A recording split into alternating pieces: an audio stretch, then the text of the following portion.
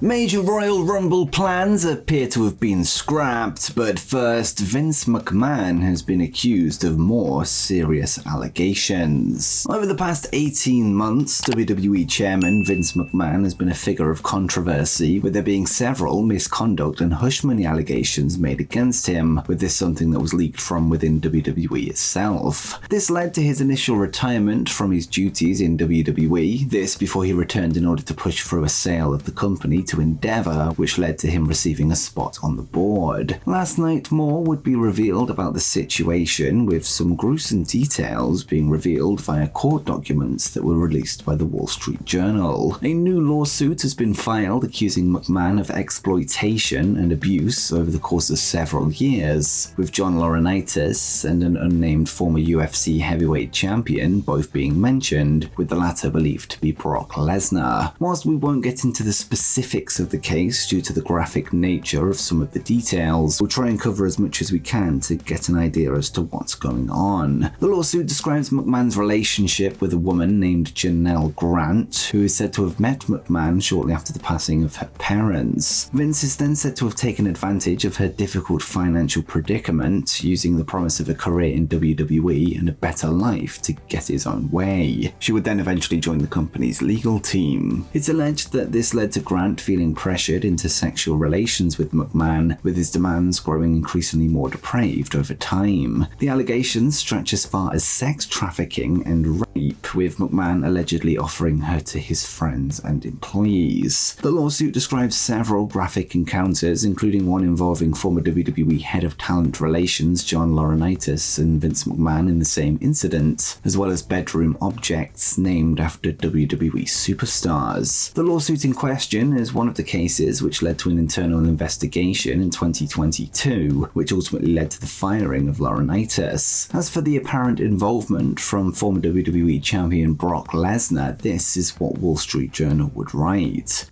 In July 2021, the suit said McMahon instructed Grant to create personalized sexual content for a WWE superstar that he was trying to re-sign. The suit didn't name the professional wrestler, but described him as both a UFC fighter and WWE talent. People familiar with the matter identified the wrestler as Brock Lesnar, one of WWE's biggest names. Lesnar didn't immediately respond Thursday to requests for comment. The suit said McMahon shared the explicit photos with the star and informed Grant that he likes what he sees. After the star agreed to a new WWE contract, McMahon texted Grant in August 2021 to say that part of the deal was f***ing you. That December, McMahon gave Grant's personal cell phone number to the WWE star, the lawsuit said. The wrestler asked her to send a video of herself urinating, the suit said, and after she did, he called her a bitch.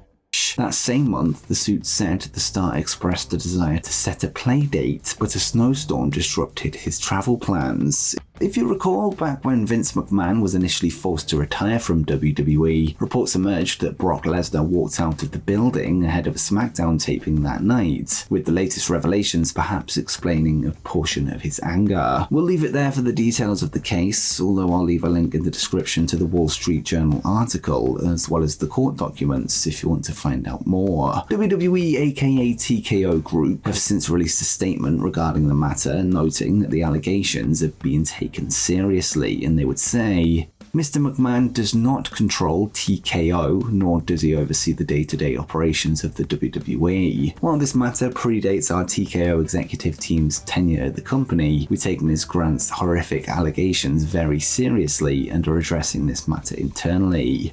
It remains to be seen how TKO will actually respond to the story, although you'd imagine that the only course of action would be to part ways with McMahon, but this may not be as simple as it sounds. Brandon Thurston of WrestleNomics would share a section of TKO's certificate of incorporation on X, with it unclear if they can actually force McMahon out of his executive chairman role, and the only way to remove him may be to persuade him to resign, and here's what the filing states. 7.2 Executive Chair, notwithstanding Section 7.1, Vincent K. McMahon shall serve as the Executive Chair of the Board until the earliest of his death, resignation, or incapacitation. Any vacancy of the Executive Chair, which if McMahon is the initial Executive Chair, shall initially only occur upon the death, resignation, or incapacity of McMahon, shall be filled by the Board by the affirmation vote of a majority of the directors. So basically, the only way Vince McMahon can be removed is by his death, resignation, or incapacitation, at which point the board of directors would vote for his replacement. We do have some more on the matter that could affect plans for the Royal Rumble that we'll get to a little later on in the video.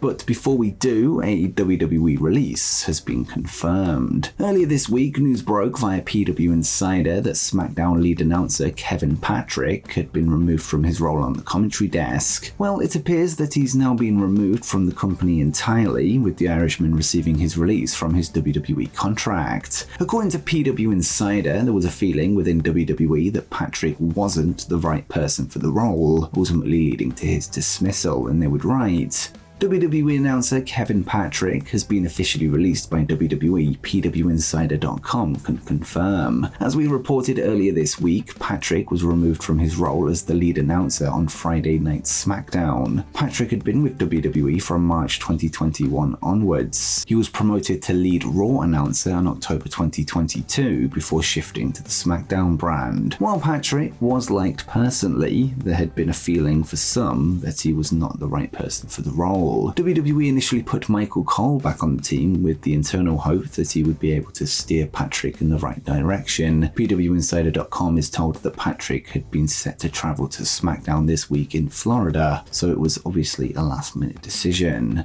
On top of his work as an announcer, Kevin Patrick was also the co-host of the After the Bell podcast alongside Corey Graves, a show that would be cancelled back in November 2022. It remains to be seen what's next for Kevin in his career, although he has a bunch of experience outside of wrestling, having worked as a soccer/football commentator for Fox Sports, Apple TV Plus, and CNN World Sports. And before we continue, let me just quickly plug the return of content over on the WrestlePlanet gaming channel as we head towards the release of WWE 2K24. The first video back covers my predictions for every new and returning superstar that could be in WWE 2K24, including the WWE Games return of CM Punk and the WWE Games debut of Jade Cargill. If you're into wrestling video games and want to see more content from me, be sure to head over there and subscribe with notifications turned on, and stay tuned for another video in the next 24 hours.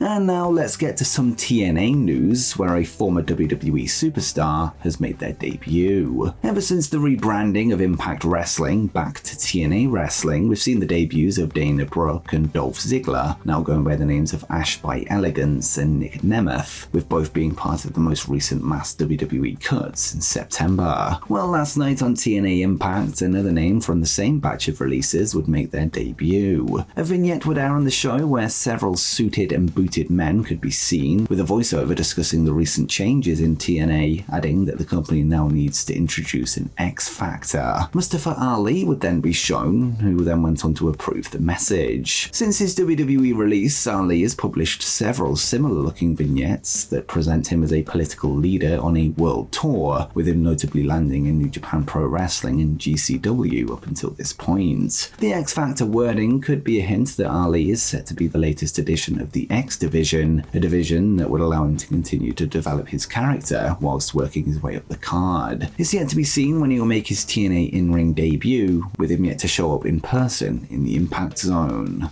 Next up, major Royal Rumble plans appear to have been scrapped. So let's get back to the story discussed earlier in the video and the situation specifically surrounding Brock Lesnar. With the Royal Rumble just one day away, fans have been speculating on which surprise returns could be seen on the night, with Brock being somebody that many anticipated on seeing ahead of WrestleMania season. It appears that this may have been in the plans at least before last night's Wall Street Journal dropped. According to Fightful Select, Lesnar has been discussed for a Rumble return, although plans may have now changed, and they would write, There are naturally a lot of potential Royal Rumble surprises, but one could end up changing for obvious reasons. Recently, Fightful reported that Brock Lesnar was to return to WWE TV. This week, Fightful learned that Royal Rumble was originally discussed as a potential target. This was reiterated to Fightful Thursday, but it was noted that in light of Lesnar's implied inclusion in the Vince McMahon lawsuit, that may change. It's possible that we won't see Brock Lesnar in a WWE ring for some time, if ever again, depending on how the lawsuit pans out, as we await to find out the company's final decision regarding his short-term future. And before you go, make sure you check out every top free agent that you need to know before Royal Rumble.